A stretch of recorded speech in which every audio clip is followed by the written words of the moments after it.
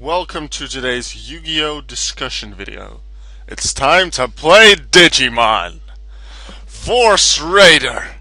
Armor Digivolve 2!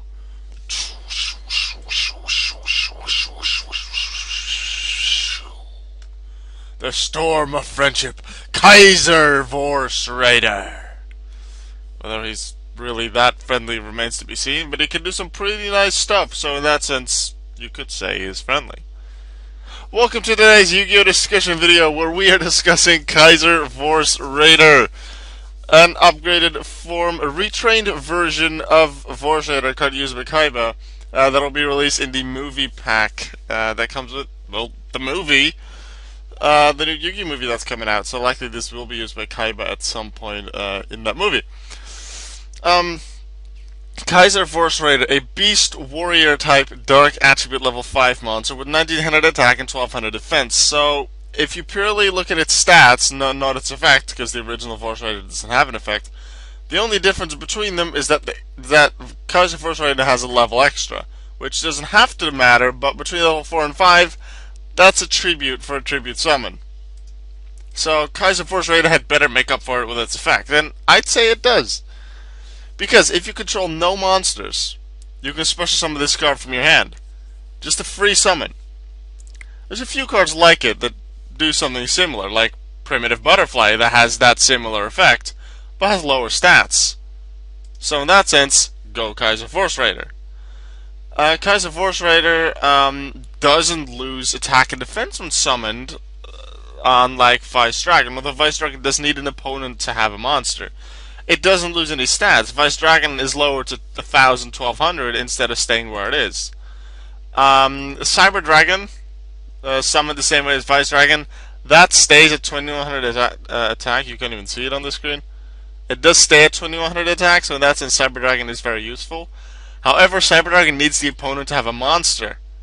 Kaiser Vorse Raider can even be summoned if the opponent doesn't control a monster. So that's an advantage Kaiser Vorse Raider has over Cyber Dragon, and Kaiser Vorse Raider has multiple effects next to that summon one. Because if this card destroys an opponent's monster by battle, this card gains 500 attack. Kaiser Vorse Raider has a respectable 1900 attack, which is nice which is good for a beater. If it takes out a monster, it gains 500, and it goes up to 2400 attack points, which is, well, even better, because higher attack generally better. And the interesting about this attack gain is that it doesn't last until the end of the battle phase, or the end of your next turn, or until your next attack, or until the end phase. It's permanent. There is no restriction to when, the attack gain ends. It just gains 500 attack, that's it. It just gains 500 attack, so let's say it destroys the opponent's Brotherhood of the Fire-Fist Bear, because the opponent's playing Fire Fist.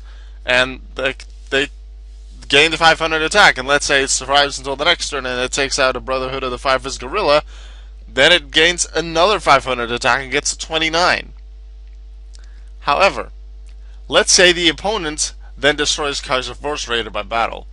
Let's say the opponent has a Dark Magician, and the Dark Magician attacks Kaiser Vorse Raider and destroys it. Then Kaiser Vorse Raider's third ability comes in effect. If this card is destroyed by battle, the monster that destroyed it loses 500 attack.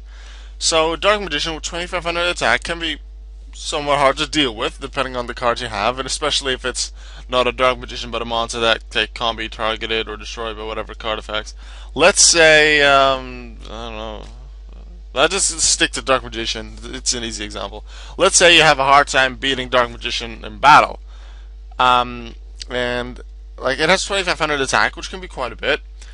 But after it destroys Kaiser Vorse Raider, that Dark Magician then loses 500 attack, goes down to 2000, which allows a good amount of more monsters to get over it, whether a tribute summon monster or a special summon monster like Cyber Dragon, or a Synchro or Xyz, or whatever that you have ready to play.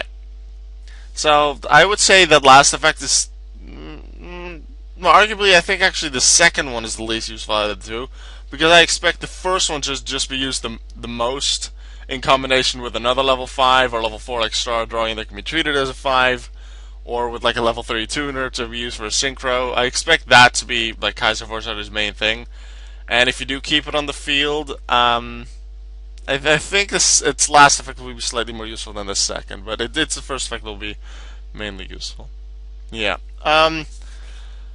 What other things can I come up with this? It is a beast warrior type, but I'm not sure if Tanky can actually search for it, because I'm pretty sure Tanky can only search for level 4 and below. Pretty darn sure. Let's check. Because I know reinforcements of the army searches for that. Fire. Not fire. Fire. Formation. Tanky. There you go.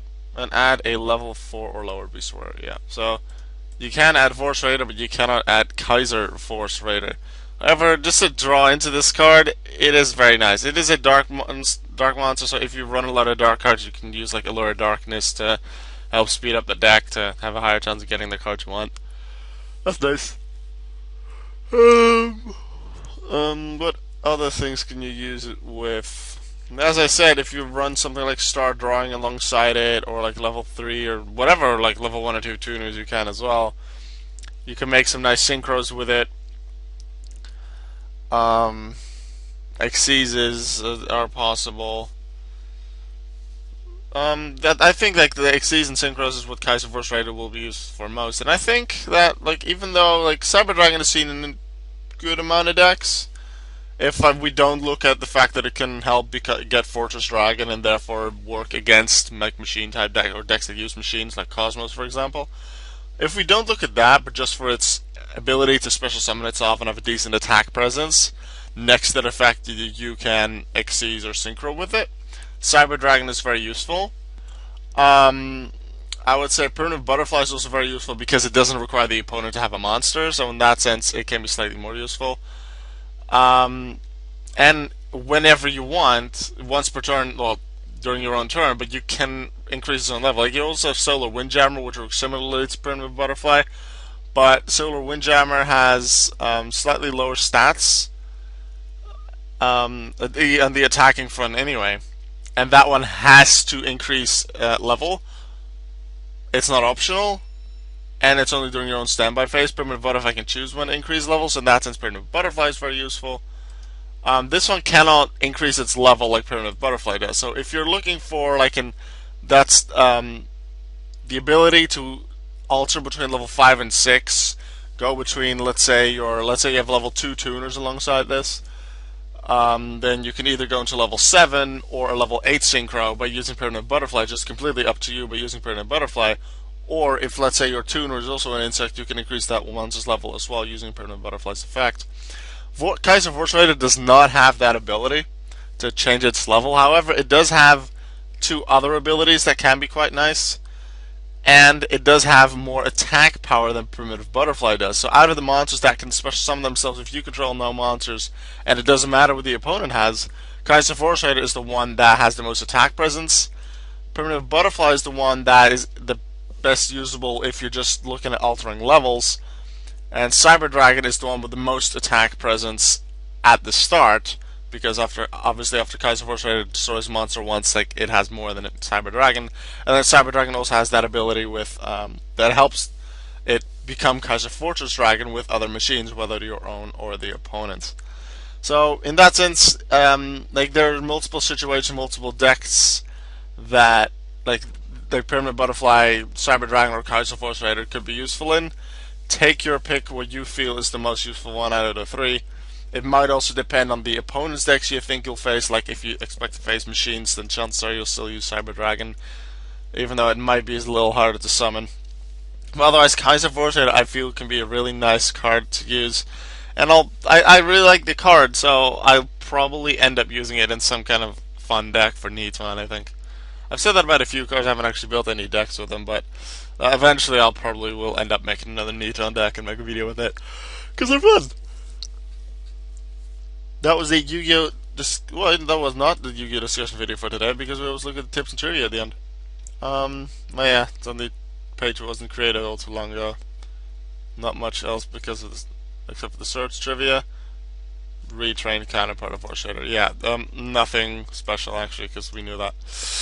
Okay, that was the Yu-Gi-Oh! Discussion video after all. Let me know in the comments what cards you'd like to see me discuss, because for the next few discussions. I do intend to sometimes take something out of the comments, maybe, and discuss that. So leave some suggestions, and I may just get to them in the next Yu-Gi-Oh discussion video. For now, I will say goodbye, and I'll see you in tomorrow's daily Yu-Gi-Oh video. Goodbye.